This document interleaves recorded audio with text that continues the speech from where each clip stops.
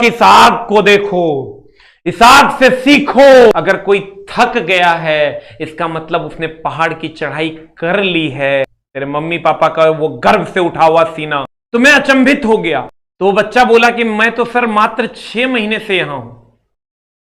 Hi friends, मैं इसके आप समूह को सादर प्रणाम करता हूं और आज मैं बड़े इत्मीनान से कुछ बातें कहने आया हूं आपको। आपके अंदर की बुझी हुई आग को जलाने आया हूं मैं चाहता हूं कि आपके अंदर का आग जले, क्योंकि कहीं ना कहीं मुझे वो अंतिम समय में दम तोड़ता हुआ नजर आ रहा है।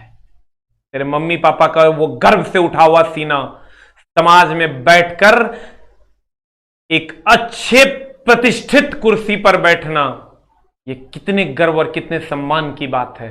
और भाई मेरे, मैं मानता हूं कि आपके जीवन में बहुत सारे दुविधाओं को आपने पार किया है। आपके अगर 10 दोस्त होंगे तो 9 दोस्त तो रह गए रास्ते में, आप अकेले यहां तक पहुंचे हो। तो क्यों ना सर अब इसको अपने मंजिल तक हम ले जाएं। कहते हैं ना, मैं बार बार बोलता हूं, अगर कोई थक गया है इसका मतलब उसने पहाड़ की चढ़ाई कर ली है, और जो चढ़ा ही नहीं वो थका ही नहीं। अगर आप थक गए हैं तो आप मंजिल से इतना दूर हैं, बस 2 कदम चलिए और मंजिल पे जाके बैठ जाइए।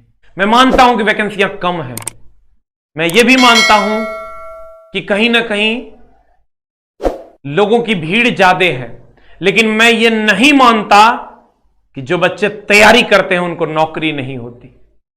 क्योंकि मैं बच्चों को देख पा रहा हूं, जो भी बच्चे रेगुलर पढ़ते हैं सर, हमारे यहां अभी हजारों बच्चे टेस्ट दे रहे हैं। मैं जब उनका रिजल्ट देखता हूं सर, तो आज जब मैंने देखा तो मैं अचंभित हो गया। तब मैंने उस बच्चे को बुलवाया, तो वो बच्चा बोला कि मैं तो सर मात्र 6 महीने से यहां हूं। कोई बोला मैं तो 2 महीने से यहां हूं। तो मैंने पूछा कि क्या आपने एनटीपीसी का एग्जाम दिया है? तो बोला हां। और आपको जानकर यह अचंभा होगा कि उसका मार्क्स ग्रुप डी के टेस्ट में -2 नंबर था। इससे मैंने कंक्लूजन निकाला कि एनटीपीसी का एग्जाम हो या कोई भी एग्जाम हो, जो पढ़ने वाले बच्चे होते हैं उनकी तादाद बड़ी कम है मेरे दोस्त। इसलिए अगर आप रेगुलरिटी मेंटेन किए हुए हैं तो आपको एकदम सोचने की जरूरत नहीं है, क्योंकि अब तेरे अंदर वो आग भड़कनी चाहिए, क्योंकि अब अंत समय आ गया है। अब लगभग चावल बन चुका है मेरे दोस्त। 3 सीटी में अगर तुम चावल बनाते हो तो 2 सीटी लग चुकी है। ऐ मेरे दोस्त, 1 सीटी सही से लगा दे अगर तुझे चावल खाना है तो। मेरे दोस्त, मेरे भाई, तुमको देख के इसी 3 महीना को डिसाइड करना है कि तुमको देख के लोग कहेंगे कि ये लड़का इंडियन रेलवे में। मेरे प्यारे दोस्तों, मैं मानता हूं कि पढ़ना एक कठिन काम है, लेकिन इस कठिन काम के बाद जो रिजल्ट मिलता है उसको पूरा समाज देखता है और लोग ये कहते हैं कि यही लड़का इंडियन रेलवे में। मैं तो उस पल को महसूस करवाना चाहता हूं आपको, जब लोग आपको देख के ये कहें कि यही लड़का इंडियन रेलवे में। मैं एक ही बात आपसे रिक्वेस्ट करना चाहूंगा कि आप मंजिल पर लगभग पहुंच गए, बस 2 कदम की दूरी है। क्यों ना मेरे दोस्त साथ मिलकर 2 कदम तेजी से ले लिया जाए कि सभी लोग धरे के धरे रह जाएं। अगर तुम्हारी कोई निंदा करता है तो वो तब तक तेरी निंदा करता है जब तक तेरी विजय नहीं हो जाती।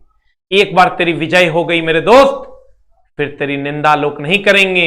लोग तुझे ये कहेंगे कि देखो इस बच्चे को, यही बच्चा इंडियन रेलवे। मैं तो उस पल को सोच सोच के गौरवान्वित तेरे तरफ से महसूस होता हूं। मेरे दोस्त, मैं तुमसे हाथ जोड़कर नम्र निवेदन तुम्हारे मम्मी पापा के तरफ से करता हूं, यह अंतिम समय है, यह अंतिम समय है। अब इस आग को सुलग जाने दे, भड़क जाने दे इस आग को, लग जाने दे इस आग को, क्योंकि मेरे दोस्त अब अंतिम मौका है तेरे पास। कुछ दिन बचे हैं तेरे लिए, महीने 1.5 महीने बचे हैं। एक एक दिन को चैलेंज के रूप में ले। और ऐ मेरे दोस्त, खूब मन लगा के पढ़। मेरे बैच में एडमिशन ना ले, मैं नहीं कहता तुझे जा कि मेरे बैच में एडमिशन ले, लेकिन पढ़ ले। तुम्हारे मम्मी पापा के तरफ से तुमसे नम्र निवेदन करता हूं, सारी वैकेंसियां तेरे सामने बाहें फैलाकर खड़ी है। लग जा गले किसी के सीने, हो जाएगा तेरा उद्धार। और लोग तुझे देख कर कहेंगे यही लड़का इंडियन रेलवे में है, यही लड़का दरोगा। अगर तू कहलवाना चाहता है और शान से ऐसे खड़े रहेगा तू, और तेरे मम्मी पापा का सर फक्र से ऊंचा रहेगा। मैं आपका बहुत समय नहीं लूंगा, नमस्कार। लेकिन सर मैं ये जरूर कह के जाऊंगा कि इस आग को देखो, इस आग से सीखो, क्योंकि यही आग है जो दुनिया को झुकने पर मजबूर कर देती है। नमस्कार, थैंक यू वेरी मच।